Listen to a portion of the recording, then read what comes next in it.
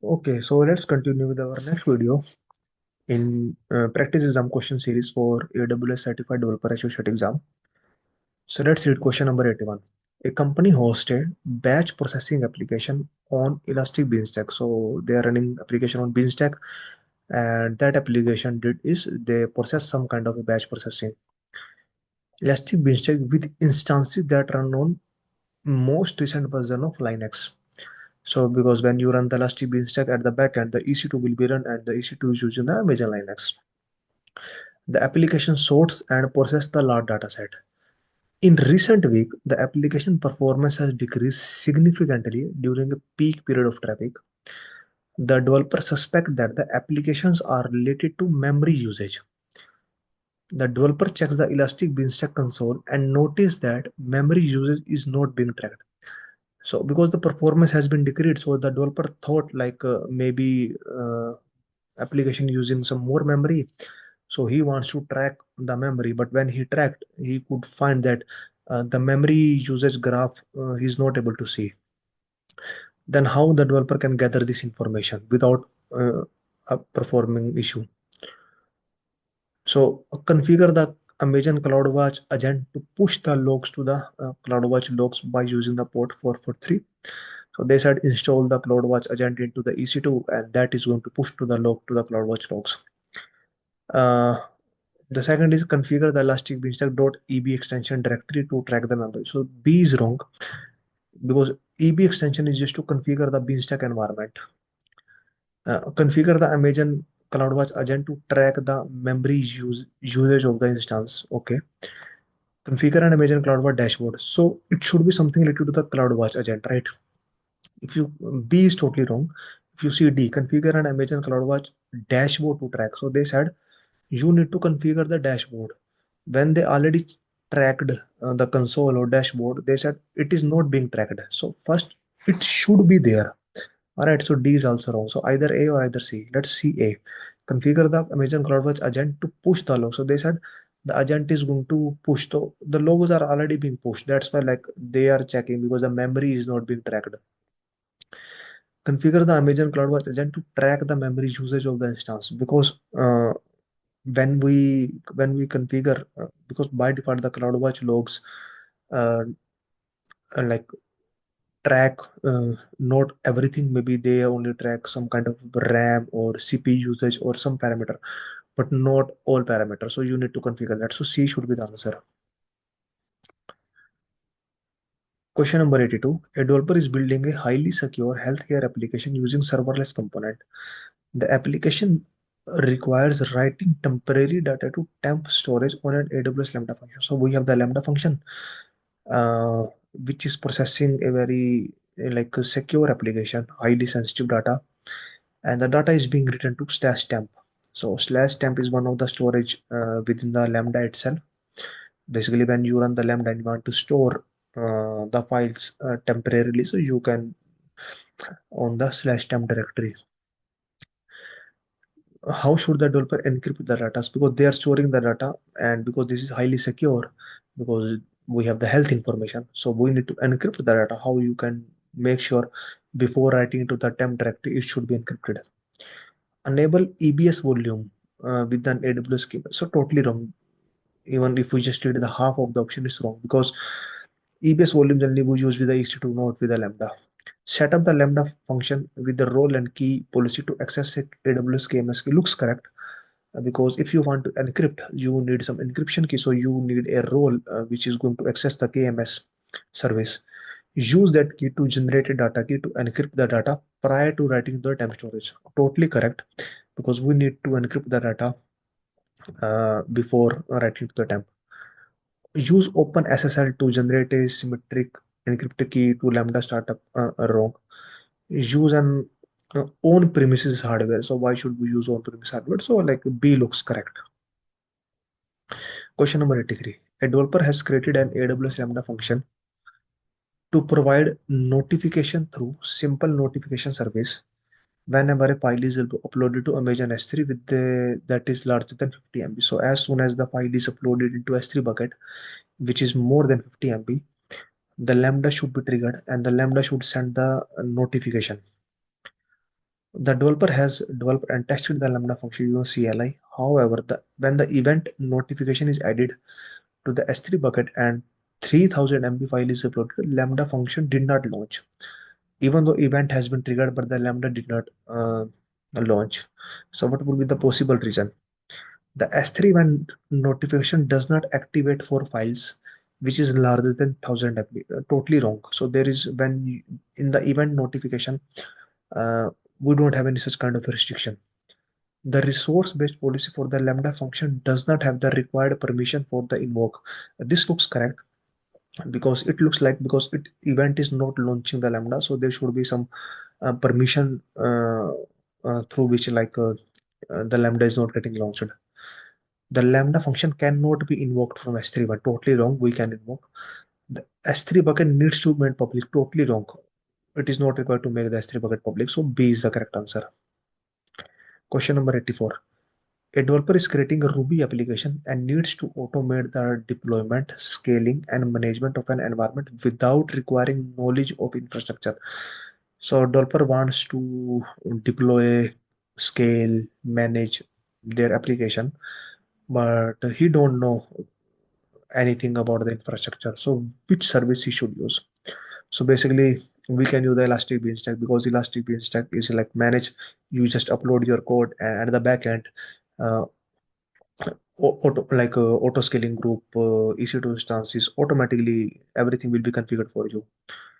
AWS code deploy, wrong code deploy just to deploy anything. So it is not a service to host your application. Cloud formation, you should have the infrastructure knowledge, but here it is mentioned the developer doesn't have the infrastructure knowledge. Oops, work wrong. So Beanstalk is the correct answer. Question number 85. A company has a web application that is deployed on AWS. The application uses API gateway and a AWS Lambda function. So some web application is calling the API gateway URL and API gateway at the backend calling the Lambda. The application recently demonstrated unexpected behavior. The developer examines the Lambda function code, finds the error because anyhow the our code is in the Lambda that is being called using web API, and we are finding some unexpected behavior. So when the developer checked the Lambda code, they found the error and modify the code to resolve the problem. Okay. Before deploying the change to the production, developer want to retest the code. Okay, that is totally correct because we we should not directly push to the production, right? The application has only a production environment variable. The developer must create a new development environment to test the code changes. So they said they should create a development environment to test the code changes. The developer must also prevent the developers from overwriting these changes during the test cycle. So let's suppose the developer modify the code. All right. So, but there are other developers in the team who are launching some other feature. So whatever the code you write to fix the bad bug, it should not be overwritten by the another developers. So if you just read this line, uh, what you can do, so whenever you are modifying your code, you can create another version of the Lambda, so that if the developer is other developers are trying to modify the code, because you have the different version of the Lambda, that is not going to be impacted.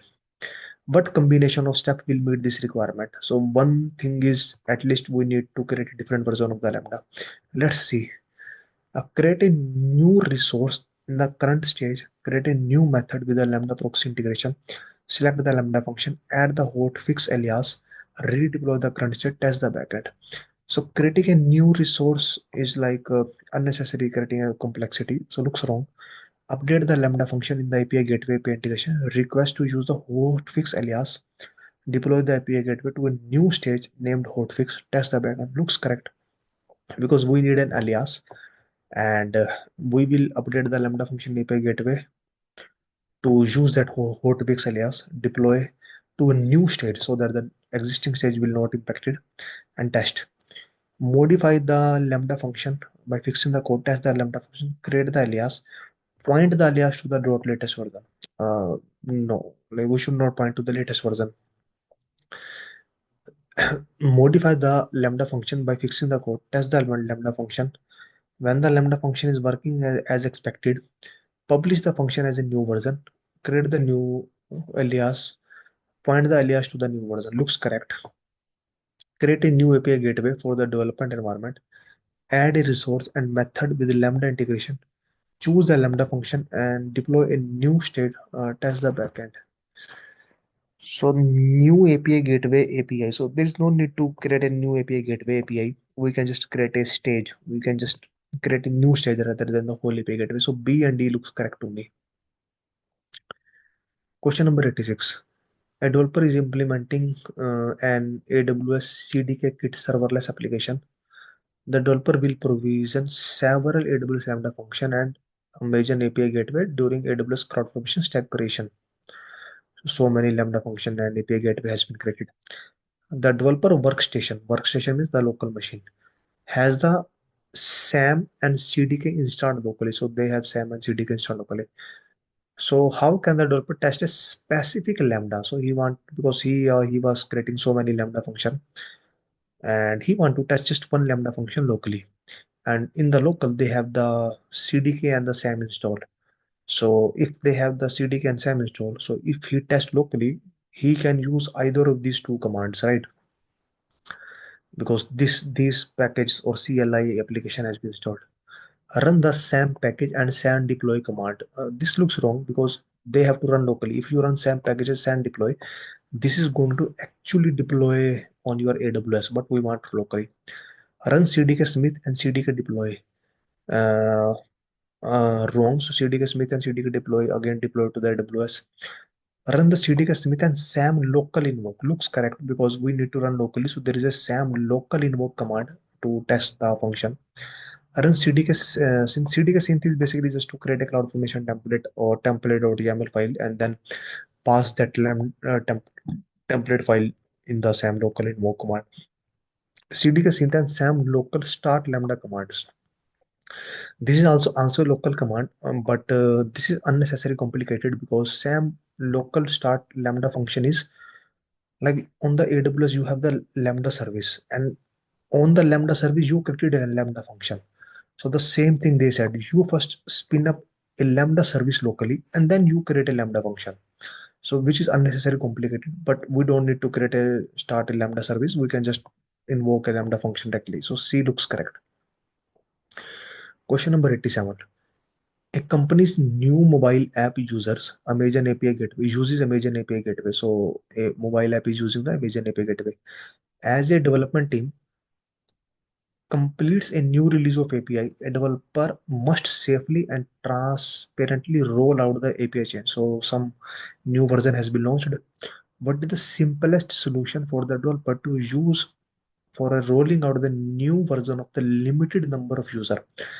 So let's suppose the 100 user is currently use the existing version of the application. The new version has been launched. You want to shift only, you want to roll out the new version only for the 20% of the users.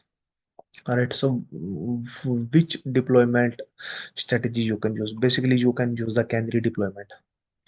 So create a new API and API gateway, direct a portion of the traffic. Use a Route 53 route. So wrong. Route 53 is for the DNS routing, not for this. Validate the API version and promote it to the production. No. So directly promote it to the production will impact the all the user. Install a Amazon CloudWatch alarm. Totally wrong. Use the canary release deployment option in API gateway. Direct a percentage of the traffic. Yes, canary deployment is the correct answer. Question number 88. A company caches session information for a web application into a DynamoDB table. So a web application is using the cache and cache is being stored into DynamoDB. A company wants an automated way to delete old items from the table. And because items is stored into the DynamoDB table, so they want some automatic way to delete the item. So there is a parameter called time to leave. So if you enable the time to leave parameter into the DynamoDB table, then particular row or particular column that is automatically going to be deleted.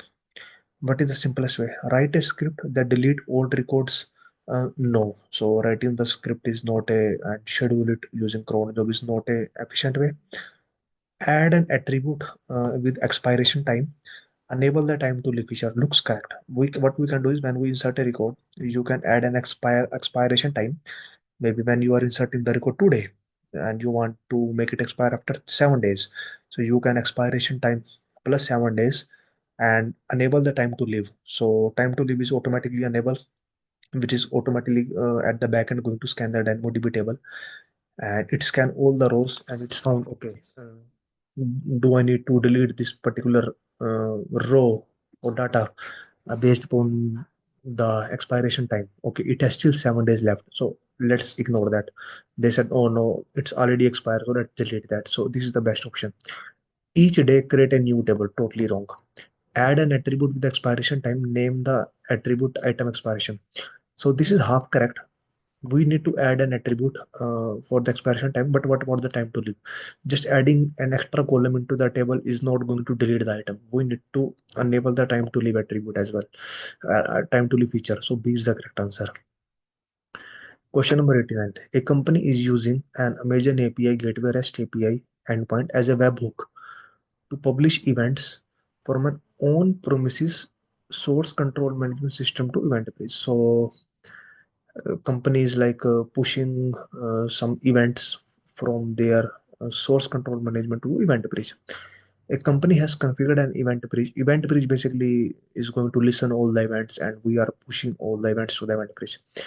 And if a company has configured an event bridge rule to listen for the events and control application deployment in a central AWS account, the company need to receive the same event across multiple receiver AWS account.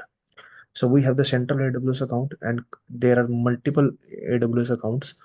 The company want to receive uh, like basically there is an event bridge in the AWS accounts and the another AWS accounts as well. So all the data should be go to the central AWS account. How you can do? So you have to basically give the access to the event bridge from all this AWS account to the central AWS account, and it's automatically do the cross account.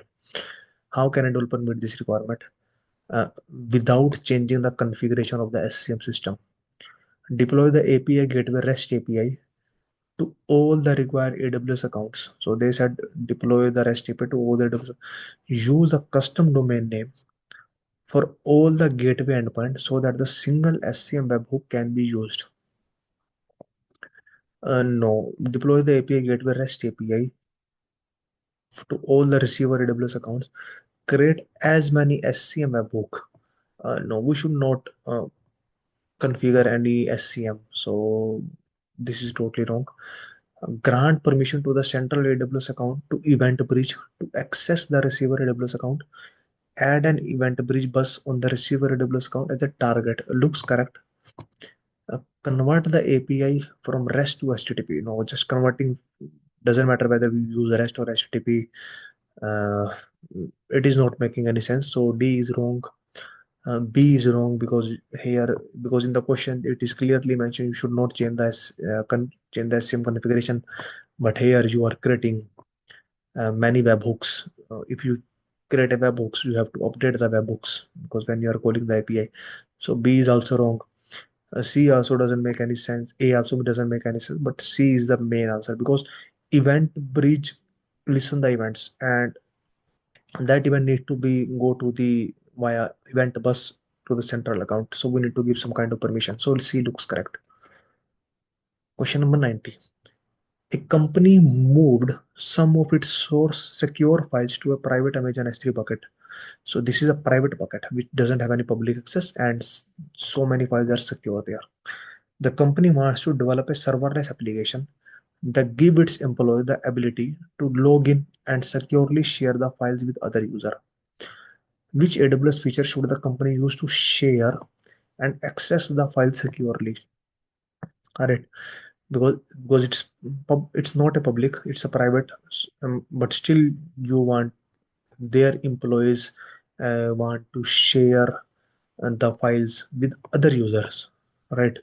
So how they can do that? So best option is S3 pre-signed URL. You can create a pre-signed URL and you can provide that URL to the another user, and pre-signed URL has some expiration time as well. So after a particular time, the token is going to be expired, and then the a particular S3 object is no longer available to view.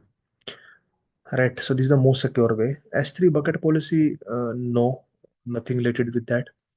Uh, Cognito user pool, this is for the user authentication, not for to share the files. Cognito identity pools, like same thing. S3 pre-assigned URL is the correct answer. So that's it. That's the end of the video, and thank you.